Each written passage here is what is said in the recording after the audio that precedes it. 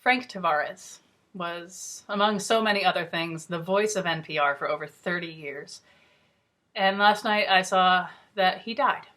So I want to tell you a quick story about him. The first time I met Frank was backstage at Wait, Wait, Don't Tell Me down in Fairfield. And he strides across the stage with that 1,000-watt smile of his and thanks the audience for coming. He says, "I realize you may not know who I am.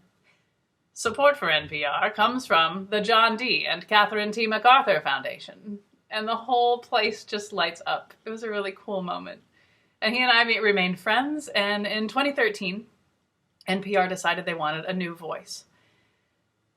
And they opened up the auditions to anyone. So me being anyone, I auditioned on a whim because I didn't really know what I was doing at all at that point.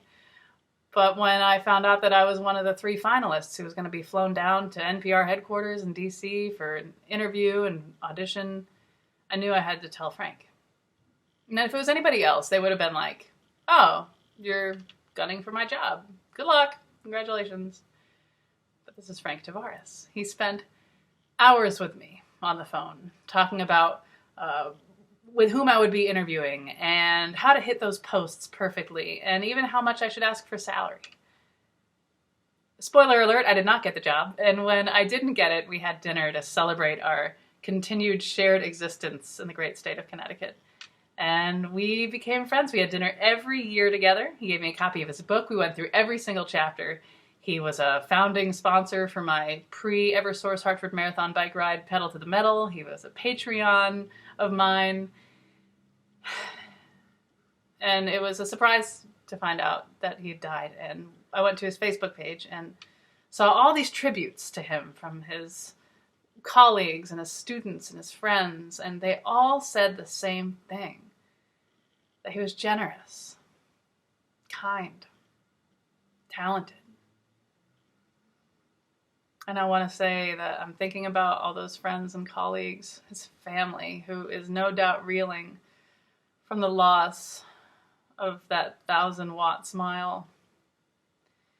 And I hope that we can all look to him for guidance when we think about how generous we can be with our resources, the way he was so generous with his. And I wanted to end by playing this intro. This is creepy. It's weird. A couple years before the whole NPR job opening up and all that happened, Frank came in to be on the Colin McEnroe show, and we recorded this intro with him. And you'll hear he's like Yoda, and he's training me as a young Jedi about funding credits.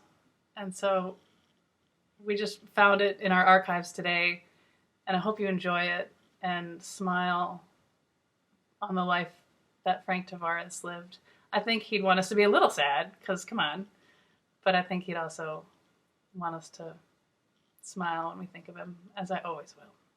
So I miss you, Frank. Thanks for watching. Enjoy. A long time ago, in the Dankoski Quadrant, Frank Tavares, the greatest national public radio announcer in the galaxy, traveled to meet with a young disciple in whom the announcing force was strong. Say it like this.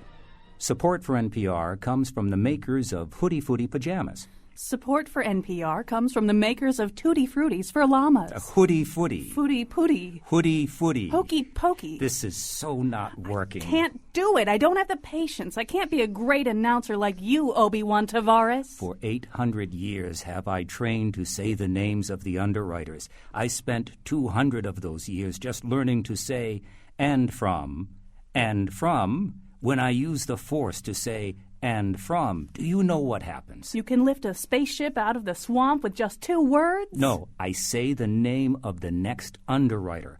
All your life you have looked away, craving adventure and excitement. An announcer craves not those things.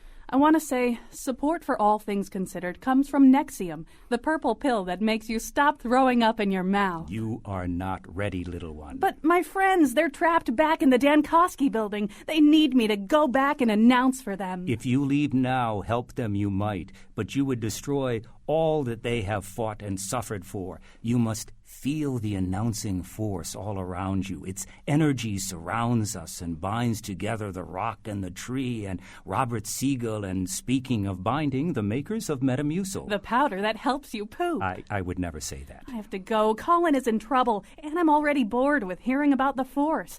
Goodbye, Obi-Wan Tavares. Goodbye. Stupid kid.